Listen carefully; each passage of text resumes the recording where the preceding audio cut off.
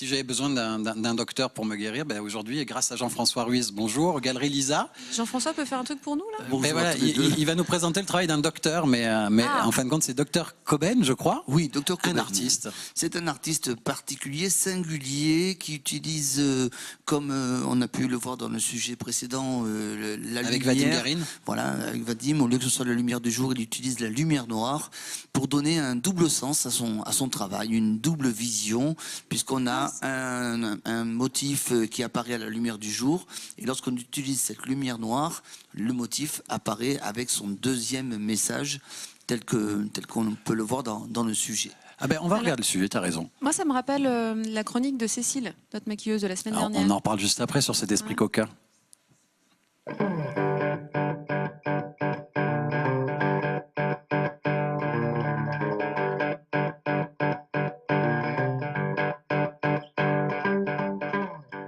Je m'appelle Dr Cobain, j'ai 38 ans, je suis originaire de Metz, dans l'est de la France.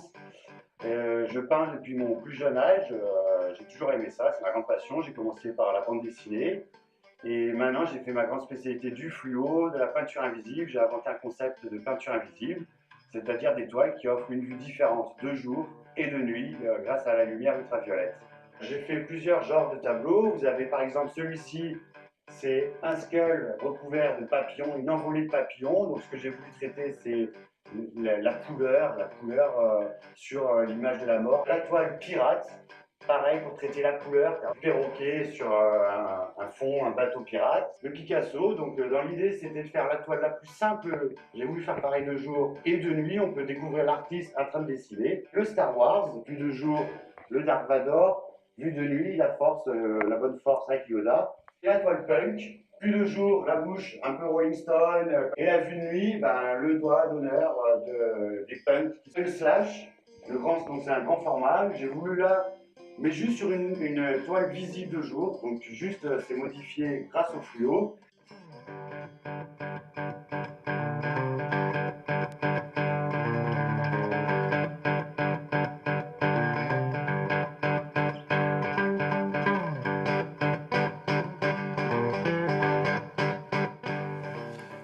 C'est génial ça. Double vision, une apparition avec l'ajout de cette lumière noire là qui apporte sur son travail une vision différente. On est dans de l'art visuel, hein, c'est quelque chose d'assez intéressant. Tu as ramené notamment, ne t'inquiète pas Vadim, je vais te laisser la parole. C'est quoi une lumière noire? C'est comme la lumière noire, tu as raison. C'est exactement ça. Je veux dire, tu as ramené justement un des tableaux là qu'on verra tout à l'heure, c'est le fameux Picasso où on voit là la colombe. Voilà. Et cette colombe voilà, là on a finalement le tableau en live, en direct, comme on peut l'avoir en plein jour. Oui. Et d'un seul coup, selon la lumière, ben voilà, va apparaître ça. Bon, là on voit pas l'exactitude d'eux puisqu'il y a plein de lumière autour.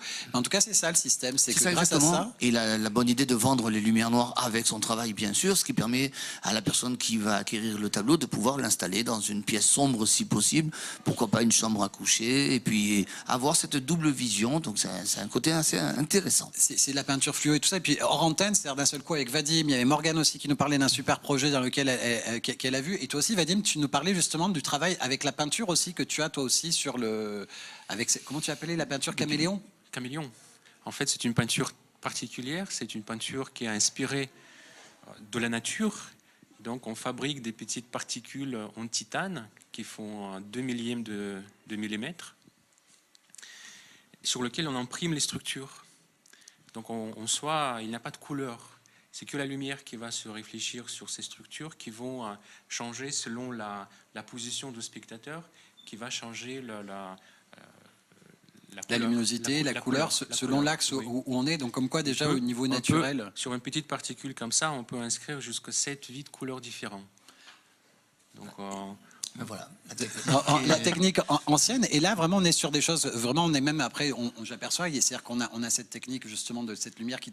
Comment on appelle cette peinture? C'est de l'encre invisible? C'est de l'encre invisible, c'est de la lumière fluo, mais qui ne réagit qu'à la lumière noire. Alors par exemple, quand il fait son travail, il commence par dessiner la colombe et les autres tableaux qui sont exposés, et Après, il met cette lumière noire, ça lui permet de commencer à peindre comme si on peignait avec du blanc sur du blanc, sauf que cette lumière noire va faire réagir la peinture invisible fluorescente qu'il utilise et qui donne vie à ce tableau. Parce qu'en plus, je vois qu'il y a différents coloris en plus. C'est-à-dire que là, je suppose qu'il va travailler en fin de compte sur la peinture à chaque fois avec ces lumières phosphorescentes. C'est-à-dire qu'il ne va pas travailler sur une toile blanche, il est dans le noir, je suppose, et il va peindre dans le noir en plus. Il utilise l'aérographe, il utilise le pinceau, comme un artiste tout à fait traditionnel, sauf que c'est une lumière qui ne se révèle qu'avec la lumière noire, et il réalise des fresques aussi, intérieures, il fait des meubles, enfin un artiste assez intéressant, assez complet, un peu révolté dans son âme aussi. Pourquoi révolté? Il y a quelques tableaux qui sont un peu chauds, un peu sexe, le punk qui fait un doigt d'honneur, etc. à la société, que l'on découvre une fois que cette lumière noire est justement activée. Eh bien, tu vois, tu me parles de sexe. Oui. Eh bien, c'est le moment de laisser la parole à Morgane. Parle-nous de la chronique de la Saint-Valentin de tout à l'heure.